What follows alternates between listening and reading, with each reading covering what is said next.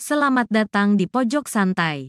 Sebelum Anda mendengarkan audiobook ini, kami menginformasikan bahwa channel ini adalah review audio dari buku yang ada di Indonesia. Untuk membaca keseluruhan buku ini, kami menyarankan membeli buku aslinya di toko buku kesayangan Anda, baik offline maupun online. Keberadaan channel ini dimaksudkan untuk membantu Anda mendapatkan pengetahuan dari buku-buku kesayangan Anda. Jangan lupa untuk subscribe, like, dan komen.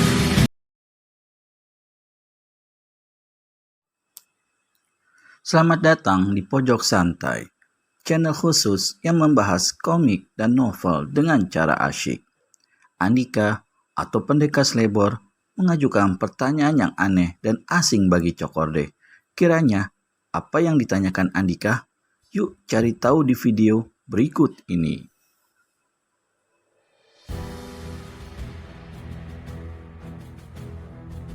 Banyak, bahkan cukup untuk persediaan selama 10 tahun, kata Cokorde.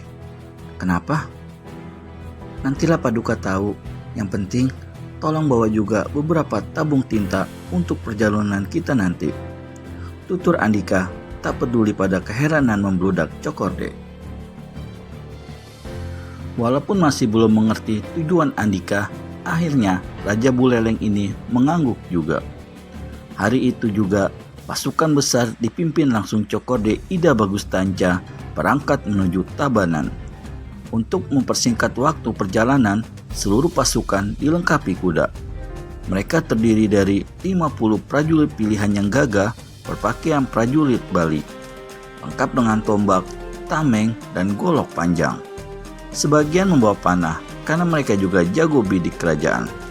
Tampak pula Pati Iwayan Rama yang bertindak sebagai panglima pasukan dan dibantu seorang pati muda. Tentu saja tak ketinggalan adalah Andika. Derap seluruh kaki kuda di jalan kering yang hampir bersamaan membuat debu berterbangan liar. Suara gemuruh terbangun menghentak suasana.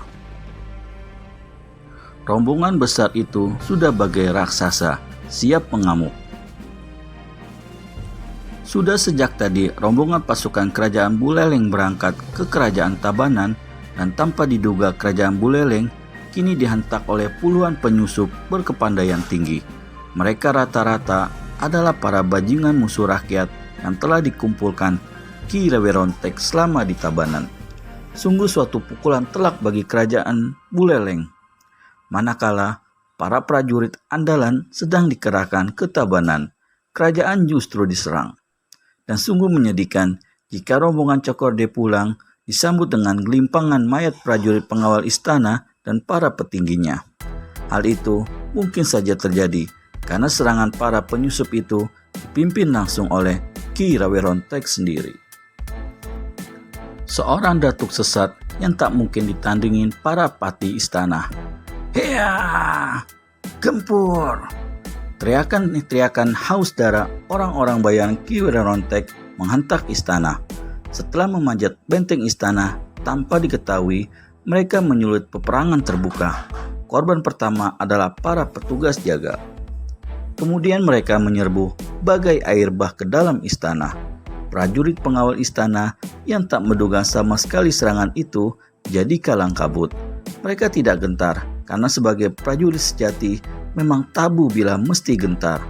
Tapi menghadapi serbuan mendadak dari komplotan berkepandaian tinggi, keberanian mereka jadi sia-sia. Hiya! Krak! Wah! Hadang pasukan pengawal istana terbabat habis bagai alang-alang oleh barisan terdepan komplotan Ki Rewerontek.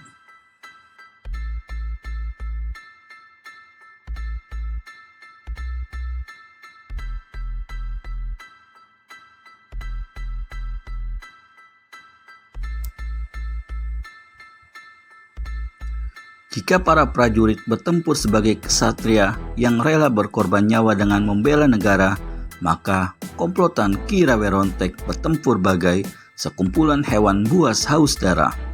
Mereka menggila karena janji Ki Rewironstek yang akan memberi harta dan kekuasaan jika kerajaan Buleleng dapat dikuasai. Ternyata perkiraan Andika, Cokorde maupun Pati Iwayan Rama jauh dari kebenaran. Ki Rewironstek mempersiapkan antek-antek di Tabanan bukanlah hendak menguasainya, justru dia hendak melumpuhkan kekuatan kerajaan Buleleng. Tapi dari mana Ki Rewironstek tahu kalau kerajaan Buleleng tengah dalam keadaan kosong? Tentu saja itu karena ulah seseorang yang pernah menuntun Ki Rewironstek dengan surat hingga bisa menemukan persembunyian Ki Lantageni.